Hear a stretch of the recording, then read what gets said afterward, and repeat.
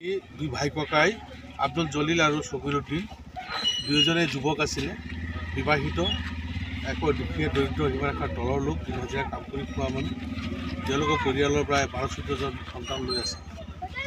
যোৱা ৰাতি মই ৰাজ্যৰ পৰা জনামতে তেওঁলোকৰ ঘৰৰ পৰা 200 মিটাৰ আঁতৰতে মাথাউৰি আছে আৰু এই মাথাউৰিৰ লগতেই কিছু খেতি আছে। খেতিত মহে উৎপাত কৰে বুলি তেওঁলোকে ওলাই যোৱা বুলি ক'লে আৰু ফৰেষ্ট বিভাগৰ পৰা কৈ আছে তেওঁলোক মাছ মাৰিবলৈ গৈছে। এইটো কোনটো সঁচা কোনটো মিছা তদন্তত ওলাই পৰিব। যিয়েই নহওক, যদি তেওঁলোকে ৰৌমাৰী বিলত মাছ মাৰিবলৈ গৈছে, তেওঁলোকক ধৰি কৰায়ত্ব কৰি জেল হাজতলৈ প্ৰেৰণ কৰিব লাগিছিলে। যদি দৌৰি গৈছে, ধৰিব নোৱাৰা অৱস্থা আছিলে, আঁঠুৰ তলত গুলি কৰি তেওঁলোকক প্ৰায় ধৰিব লাগিছিলে। এক প্ৰাণে মাৰা হত্যা কৰাৰ অধিকাৰটো ফৰেষ্টৰ নাই। গতিকে দুজন মানুহক তেওঁলোকে হত্যা কৰিলে, গতিকে হত্যাৰ অভিযোগত অভিযুক্ত ফৰেষ্ট বিভাগ আৰু এই পৰিয়াল দুটা ৰক্ষণাবেক্ষণ কোনে কৰিব? এই দিন হাজিৰা কাম কৰি খাই যি পৰিয়ালৰ পোহপাল দিছিলে তেওঁলোকক কোনে এতিয়া পোহপাল দিব?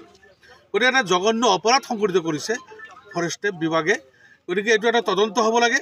ইতিমধ্যে মই উপায়ুক্ত আয়ুক্ত ডাঙৰীয়াকো কৈছোঁ, মই এটা তদন্ত হ'ব লাগে আৰু তদন্ত কৰি দোষীক শাস্তি বিহিব লাগে আৰু এই পৰিয়াল দুটাক কম্পেনচেশ্যন দি তেওঁলোকক ভৱিষ্যত চলিব পৰাকৈ এটা সুবিধা কৰি দিব লাগে। হৈছিলে এটা তেনেকুৱা হৈছিলে, মাথাউৰি পাৰতে হৈছিলে। সেইটোৱেই, তেতিয়াতো তেওঁলোকে গুলি কৰি মাৰা নাছিলে, গুলি কৰি আঘাত কৰিছিলে।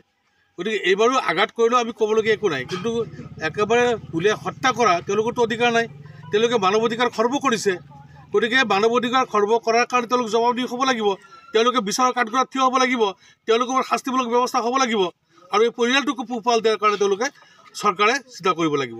গতিকে আপোনালোকৰ চেনেলৰ জৰিয়তে মই অসমৰ মাননীয় মুখ্যমন্ত্ৰী মহোদয়ক মই অনুৰোধ জনাব বিচাৰিছোঁ যে দুটা পৰিয়ালৰ সুৰক্ষাৰ কাৰণে আৰু ফৰেষ্টে যেনেকৈ অন্যায়ভাৱে গুলীয়াই হত্যা কৰে তাৰ বিচাৰ কৰাৰ কাৰণে আমি আহ্বান জনাইছোঁ। এই ঘটনাটো লাভখোৱা অভয়াৰণ্যৰ ভিতৰত হৈছিল নে বাহিৰত?